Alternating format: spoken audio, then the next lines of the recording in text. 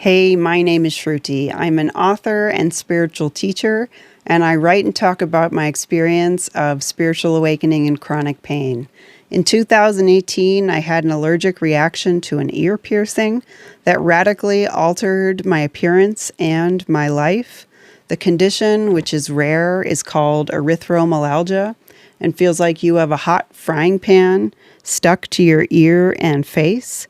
I was also on prednisone for 6 years, which radically altered my appearance for the duration of the illness. Most doctors didn't think I would recover, but that is why I'm sharing what I have to share, because it helped me get through it, and it can help you get through your problems too. Hope you enjoy.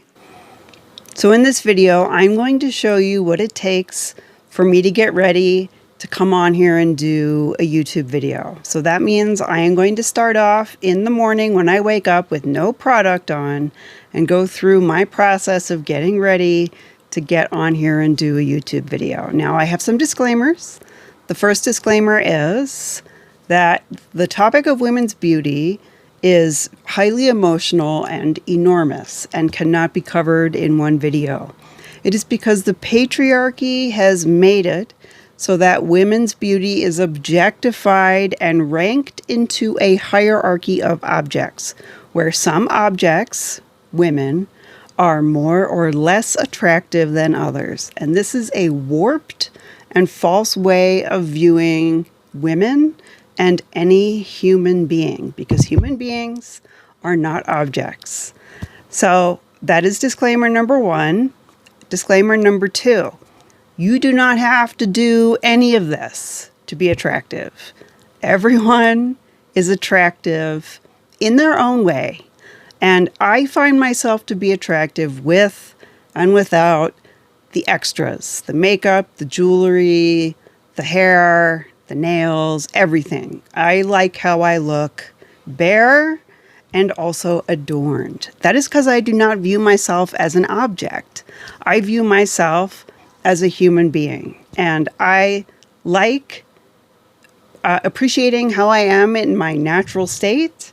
But I also, especially after having been through these 7 or 8 years of illness where my appearance was warped out of my control, I do like getting adorned and dressed up, and it does make me feel good. So I view beauty as a way to enhance the positive things that you have going for you and to adorn yourself in such a way that it is a form of self-expression. Now, as someone who went to art school and is an artist, I do have an eye for physical 3D, 2D appearances and beauty. I like fashion. I like makeup to a certain extent. I like nice patterns and designs and paintings and colors. I like all that. So at no point in this video are you seeing me stray away from something that I feel is an authentic expression of myself.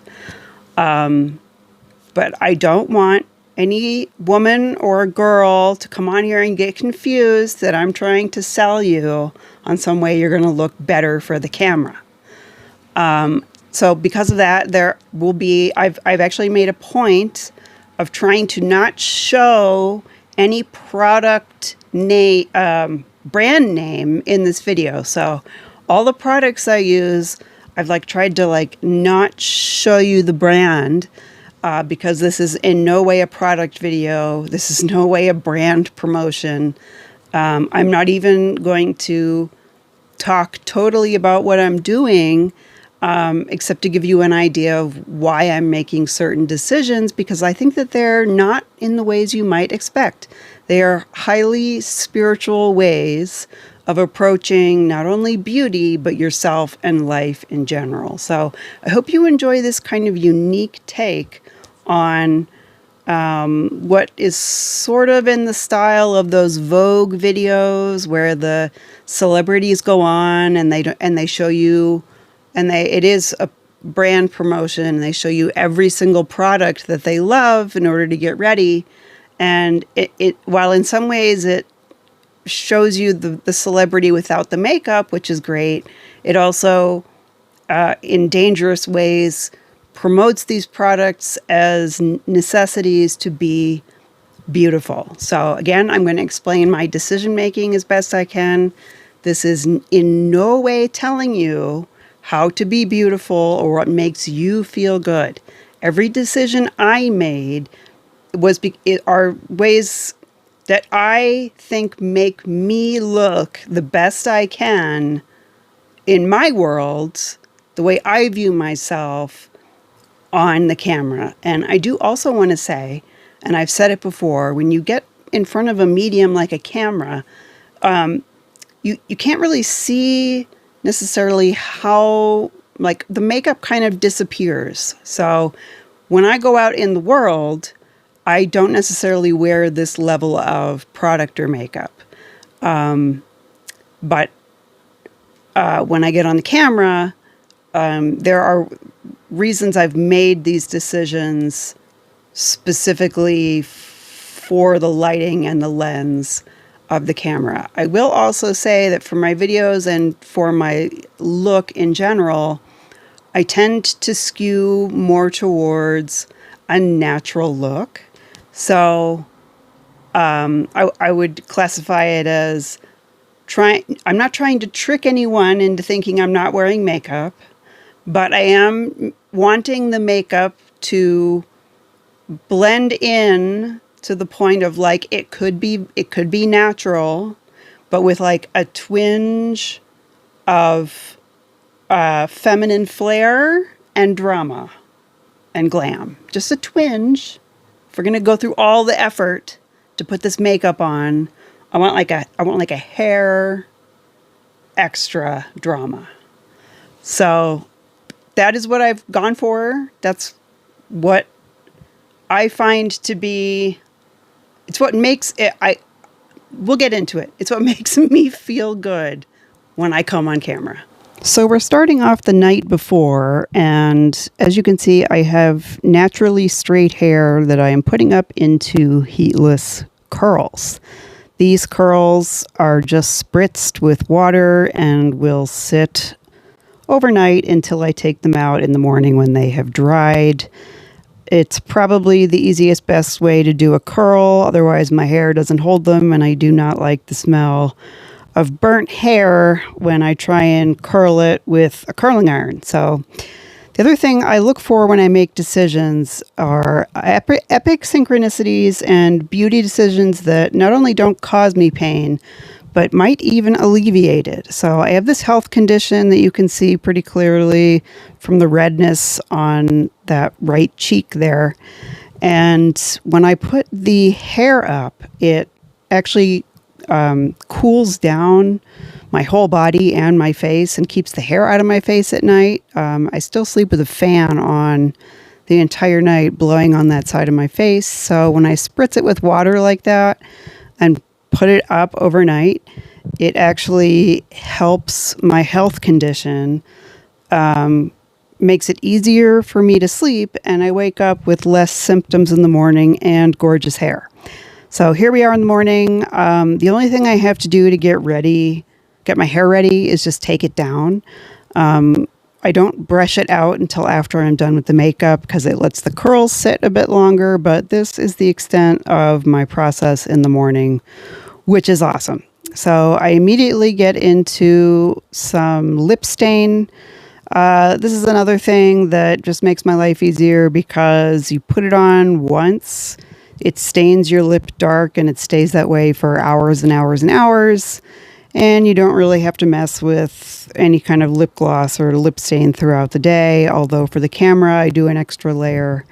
So you do have to be a bit accurate, which is why I'm taking some time here. It was kind of hard to do it into the camera rather than a mirror. And that blue is going to wash off, and you'll see what color it is in a minute.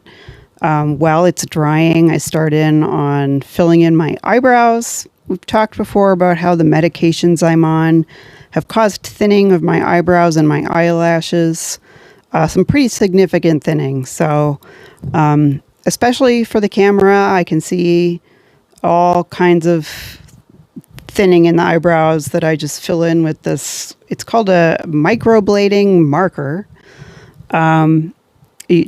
You know, as an artist, I like to have full control, so I draw some very fine lines that look like individual hairs, shape them the way I want them, and go over it with a kind of like a brow mascara that tints it a little bit lighter. I don't want my brows to get too dark or I look really mean. So the brows actually were extremely difficult to do on camera.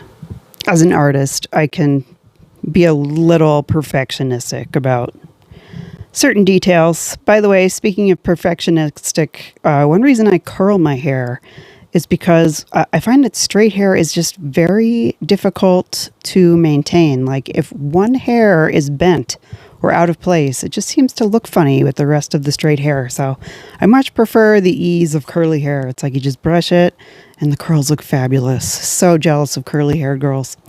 All right, that was me turning off the camera to fix the eyebrows again and wiping off that blue stain. You can see my lips are now kind of a darker reddish shade, and I am ready to move on to the eyes. For the eyes, since I am working with little to no eyelashes, I do multiple layers of kind of gradients of color that are going to end up at the end kind of blending back so that you kind of can't tell you're wearing that much product. So I'm starting with like a very light, thick, broad eyeliner, and then going with darker colors closer to the lid, getting slimmer and slimmer. I'm also going to be underlining under the lid to kind of give the appearance that there are eyelashes there. There's the under the lid. These are all dark brown caramel colors. I don't use black until we get to the eyelashes, and the only reason I use black is because the eyelash band is black, and I'm trying to blend in with that. So here are some kind of cool, again, not doing a brand promotion, so these are just cool, what's the word?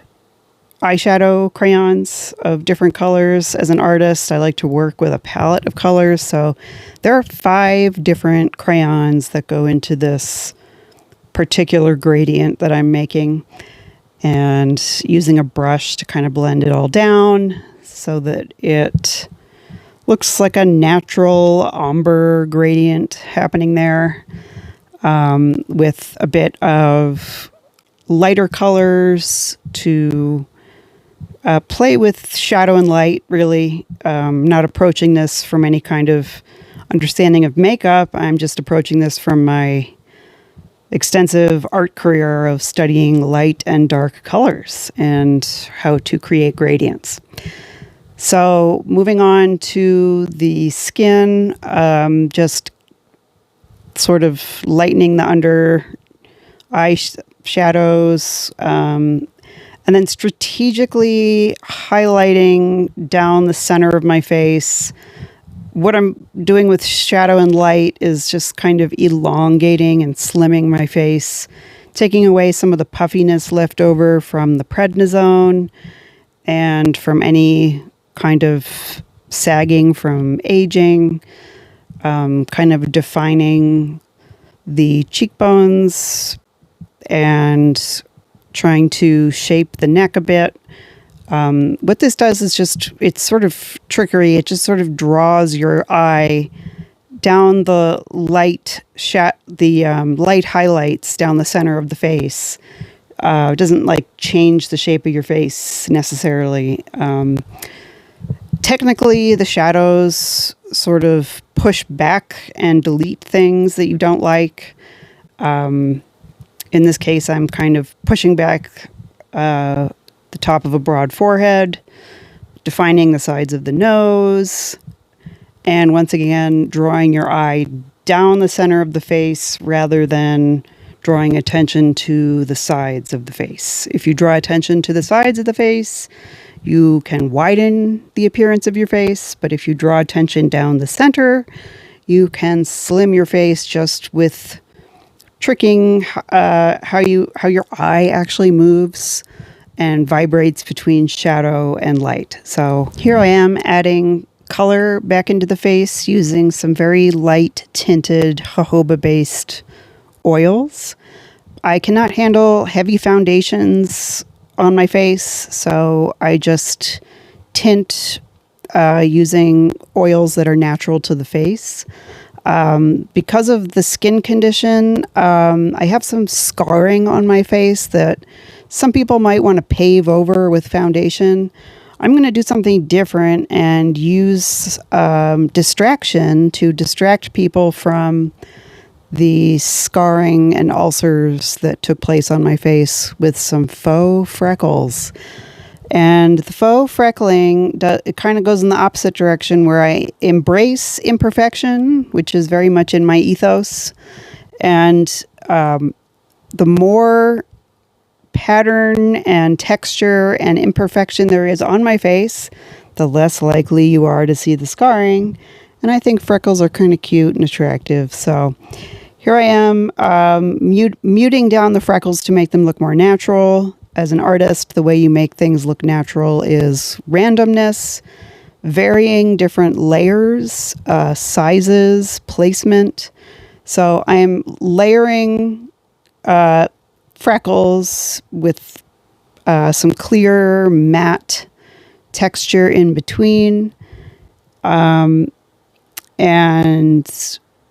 the first one is more of a stamp. This next phase I'm going to get into in a second is hand-placed freckles that I can place on my face and then stamp around with my finger.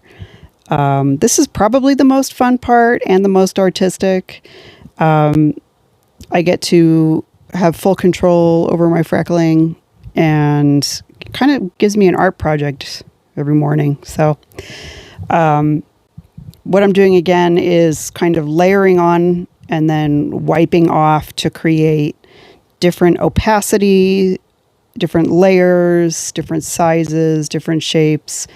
And then since freckling is not, freckling to that extent is not naturally on my face, I do like to kind of pat it down gently so that for some reason it just shows up a lot on camera, and I don't like that. So I try and make it look as faded and natural as possible, covering over those scars and also giving some definition to my face. So here's some final color definition that's sort of like a blush, some final contouring of the nose, and some final contouring of the lip and the chin area. Just fine little shadows and details that once again reaffirm the center line of the face, a small highlight over top of some of those dark layers.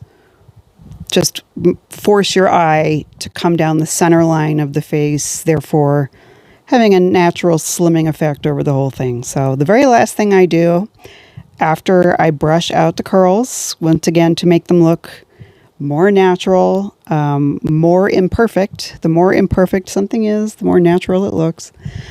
The last step is to put on the eyelashes. And so I don't wear any mascara. The eyelashes kind of act like mascara because they're naturally black and they have that black lash band, like I said, that sort of give you that eyeliner effect as well. So this is just like a latex-free, very light glue pen that just rests on the top of your eyelid. You don't feel the eyelash. To me, it's less irritating than mascara.